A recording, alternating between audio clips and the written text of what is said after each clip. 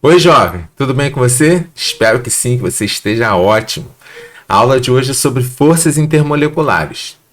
Se você chegou nessa aula e não assistiu a aula de geometria e polaridade molecular, é importante que você assista a essa aula primeiro, porque as forças intermoleculares são baseadas na polaridade das moléculas.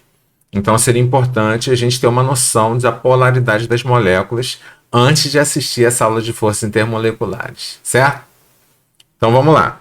Bom, o que são forças intermoleculares? São as forças de atração que atuam entre as moléculas, são as forças que unem as moléculas formando as substâncias no estado sólido e líquido. No estado gasoso, as moléculas não têm atração entre elas, certo? Elas ficam aí com liberdade total de movimento.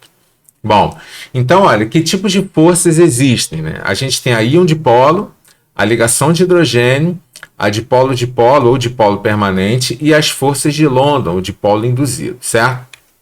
Bom, o que são as forças de polo induzido? Elas também são chamadas de forças de Van der Waals ou forças de dispersão de London, tá? São as ligações que acontecem entre moléculas apolares. Como a molécula é apolar, não existem polos elétricos entre essas moléculas. E aí, consequentemente, é uma ligação fraca. Tá? Então, olha, como que acontece a ligação de polo induzido? Você está vendo aqui uma representação de uma molécula, onde você tem aqui um par de elétrons de uma ligação que circunda esses dois átomos. Né? Então, tem dois átomos aqui que estão unidos por uma ligação interatômica, e esses átomos, então, olha, você tem um par de elétrons, uma nuvem de elétrons que circunda a eletrosfera desses átomos. Como é uma molécula apolar, tá? Eu não tenho aqui polo negativo e positivo. Todavia, se eu aproximo uma outra molécula dessa, na mesma situação, o par de elétrons desta molécula fará uma repulsão ao par de elétrons da outra molécula. O que vai acontecer com isso? Você vai gerar polos nessas moléculas. Polo negativo nessa extremidade direita e polo positivo aqui na esquerda. Então você induz a formação de polos pela aproximação dessas moléculas, tá? Agora, esses polos eles são momentâneos, são induzidos. Se você afasta a molécula que causou essa condição, né, naturalmente volta a ser o que era. Esses polos deixam de existir, tá? Então, por isso é uma ligação fraca, porque você depende dessa indução desses polos, da formação desses polos pela aproximação dessas moléculas. Bom, então vamos a um exemplo de molécula onde isso ocorre. A gente tem aqui o tetaclorito de carbono. Vamos dar uma analisada na polaridade dessa molécula. Essa molécula, então, tem um carbono aqui no centro e 4 cloros ligados ao redor, nessa geometria que a gente chama de tetraédrica, né? Nesse caso aqui, o cloro é um átomo mais eletronegativo. O que acontece é que ele puxa o par de elétrons da ligação carbono-cloro para ele. Esse aqui são aqueles vetores polaridade. Se você assistiu a aula de geometria e polaridade molecular, você vai lembrar, certo? E quando eu somo esses vetores polaridade, a gente vai perceber que esses vetores se anulam, o que gera um momento dipolar igual a zero. Consequentemente, eu tenho uma molécula apolar. Se essa molécula é apolar, ela não tem aqueles polos, né, formados.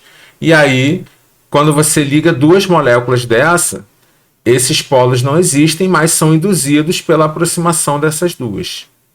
E aí, consequentemente, eu vou ter a formação de polo negativo e de polo positivo, o que vai ligar essas duas moléculas. Se eu afasto elas, esses polos deixam de existir, e aí, consequentemente, a ligação não se forma mais, né? Ela deixa de existir. Ok? Então, o próximo tipo de ligação, dipolo permanente, ou dipolo-dipolo, ou ainda dipolo-dipolo permanente. É o tipo de ligação que acontece entre moléculas que são polares. Como a molécula já tem polos elétricos, positivo e negativo, essa ligação é uma ligação mais forte que a de polo induzido, que é a que acontece entre as moléculas apolares. Bom, então vamos ver um exemplo que acontece uma ligação de polo permanente. Eu tenho aqui o cloro-metano, onde você tem um carbono ligado a um cloro e 3 hidrogênios. Também é uma molécula com geometria tetraédrica, certo? E aí, nesse caso aqui, olha, entre carbono e hidrogênio, a eletronegatividade do carbono é maior. Consequentemente, ele atrai os elétrons da ligação carbono-hidrogênio para ele. E entre o carbono e o cloro, a eletronegatividade do cloro é maior.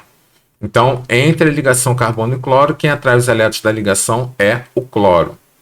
Então, olha, somando esses vetores de polaridade, eu vou ter aqui um momento dipolar que aponta aqui para o átomo de cloro. Ele seria o polo negativo dessa molécula. E os hidrogênios aqui com carga positiva. Então, tem um momento dipolar diferente de zero, o que gera aqui uma molécula polar.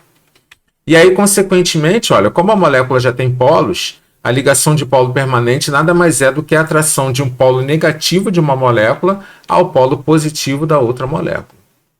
É simples. Se eu afasto as moléculas, esses polos não deixam de existir, já que a molécula já é polar. Bom, então agora vamos falar da ligação de hidrogênio. Ligação de hidrogênio ela ocorre entre moléculas que têm hidrogênio ligado a flúor, oxigênio ou nitrogênio.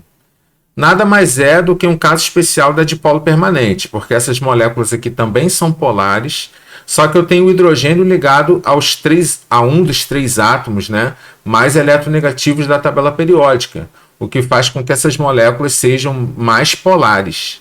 E, consequentemente, essa ligação seja uma ligação mais forte do que as ligações anteriores. Então, é o exemplo de ligação que acontece na água, a ligação que acontece no ácido fluorídrico, aqui nos álcoois orgânicos, esse aqui é o metanol, né, na amônia, em ácidos carboxílicos, que são moléculas também da química orgânica, mas que tem aqui, olha, o hidrogênio ligado ao oxigênio, certo? Bom, então, olha, as ligações de hidrogênio acontecem na água, né? Eu trouxe aqui como exemplo, na molécula de água, o hidrogênio é o polo positivo e o oxigênio é o polo negativo, já que o oxigênio é mais eletronegativo do que o hidrogênio. E aí vai ser a atração do polo positivo de uma molécula de água ao polo negativo da outra molécula de água, que é o oxigênio. E o último tipo de ligação é a ligação do tipo íon-dipolo, que é a ligação entre um íon, então composto iônico aqui, tipo NaCl, e uma molécula que é polar, que já tem um dipolo elétrico. Então aqui, olha, como é uma ligação iônica, as cargas já existem, o Na+, e o Cl-, essas cargas já existem. E aí, quando você joga isso na água, naturalmente, o polo negativo da água vai circundar o cátion, que no caso aqui do NaCl é o sódio, e o polo positivo da água vai circundar o ânion, que no caso do NaCl é o íon cloreto. Ok? Então, essa é a mais forte das ligações intermoleculares, porque é a que envolve moléculas mais polares, né? Uma ligação iônica ela é muito polar, porque essas cargas aqui são efetivas, né? O sódio perdeu o elétron para o cloro, e aí ele fica positivo e o cloro fica negativo, tá? Então essa é a ligação mais forte. Então, olha, resumidamente a gente tem, se a molécula é apolar, a gente só tem a opção aqui do dipolo induzido, né? Aquela força de Van der Waals. Se a molécula é polar, e aí a gente tem um íon que liga num dipolo elétrico, numa molécula polar, a gente vai ter a ligação íon-dipolo. Se você tem uma molécula polar que tem um hidrogênio ligado diretamente a um flúor, oxigênio ou nitrogênio, a gente tem a ligação de hidrogênio. E se, em último caso, a molécula é polar, mas não tem o hidrogênio ligado a um desses 3 átomos, né, não tem aquele H-FON, a ligação é do tipo dipolo-dipolo ou dipolo permanente. Ok?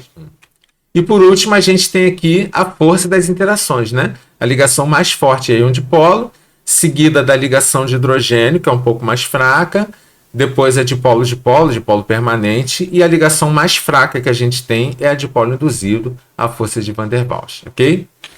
Bom, então foi isso, essa aula acabou, e eu vou te convidar para assistir a próxima aula sobre forças intermoleculares e o cotidiano. A gente vai fazer uma relação entre as situações do cotidiano e as forças intermoleculares. E esse tipo de assunto cai muito em prova, ok? Então fiquem com Deus e até a próxima.